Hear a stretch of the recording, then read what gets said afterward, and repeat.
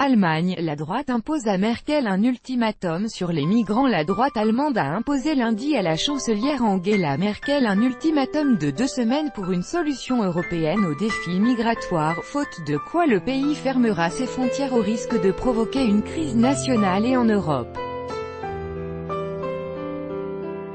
Si Madame Merkel échouait au niveau européen, sa position deviendrait difficilement tenable tant elle a prôné une réponse communautaire à l'afflux des demandeurs d'asile. Et sa fragile coalition allant de la droite dure bavaroise, CSU, aux sociaux-démocrates pourrait s'écrouler.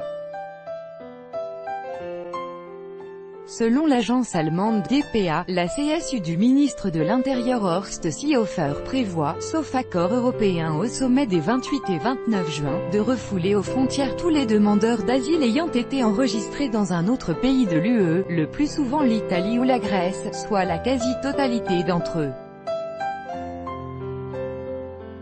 Un responsable du parti bavarois, Hans-Peter Friedrich, a indiqué que des mesures de refoulement vont être élaborées pour début juillet. Acculée, la chancelière demandait un tel délai depuis plusieurs jours tout en s'opposant à une telle approche unilatérale pour ne pas provoquer un effet domino en Europe.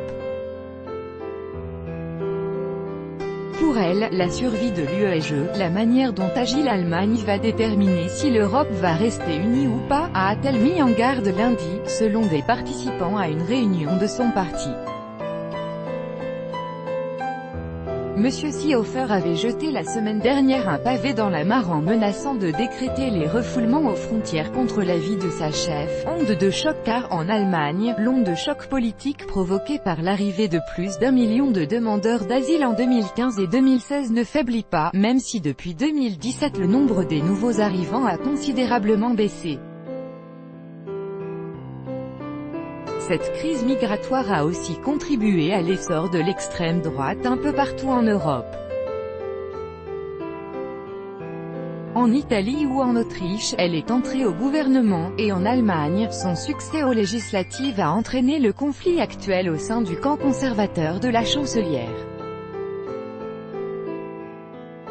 La CSU, qui se prépare à de difficiles élections régionales en Bavière en octobre face à l'extrême droite alternative pour l'Allemagne, AfD, a en tout cas perdu patience, au risque de faire tomber l'alliance datant de 1949 avec le Parti démocrate chrétien, CDU, de Madame Merkel.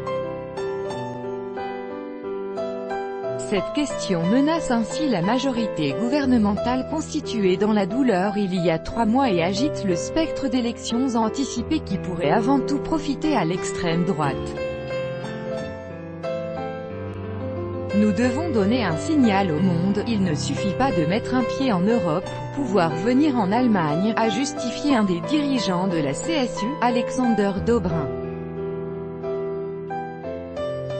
Pour éviter un conflit immédiat, Horst Seehofer a assorti sa décision d'un délai aux allures d'ultimatum, tout en assurant dimanche ne pas vouloir faire tomber la chancelière. Semaine décisive. Les 2 semaines qui viennent s'annoncent donc décisives et compliquées pour la chancelière car ce qu'exige son aile droite est précisément ce dont ne veut pas l'Italie, pays d'arrivée des migrants qui réclament leur répartition en Europe. Angela Merkel reçoit justement lundi soir son homologue italien Giuseppe Conte, dont le pays refuse désormais l'accès à ses ports aux navires d'ONG secourant des migrants en Méditerranée. Rome a illustré sa fermeté en barrant la route à l'Aquarius et ses 630 naufragés, provoquant des tensions européennes jusqu'à l'accueil du bateau par l'Espagne. La chancelière doit aussi recevoir mardi le président français Emmanuel Macron et celui de la Commission européenne Jean-Claude Juncker. Une réunion de dirigeants européens avant le sommet de l'UE est aussi évoquée.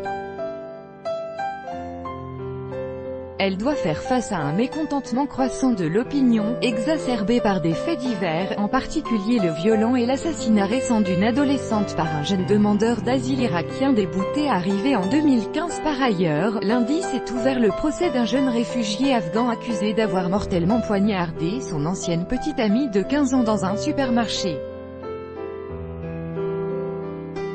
Tout droit de reproduction et de représentation réservé, copyright 2018, Agence France Presse.